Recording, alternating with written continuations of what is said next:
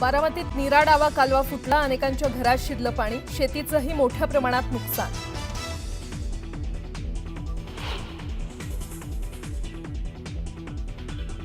बारामती आणि इंदापूरमध्ये पावसामुळे मोठं नुकसान, उपमुख्यमंत्री अजित पवारांकडून पहाटेच नुकसानग्रस्त भागाची पाहणी।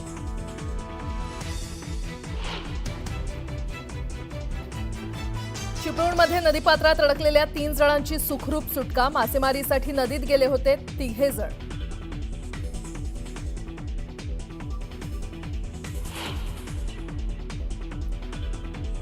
दौंड तालुक्यात पावसाचा हाहाकार, इनोवा कार गेली वाहून, पुणे सोलापूर महामार्ग पाण्याखाली।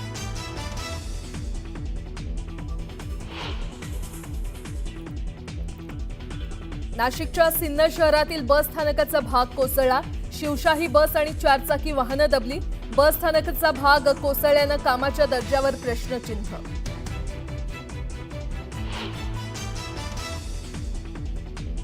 राज्यात पुढील 4 दिवस मुसळधार पावसाचे, कोल्हापूर, सातारा, पुणे, मुंबई, ठाणे आणि पालघरला आज ऑरेंज अलर्ट।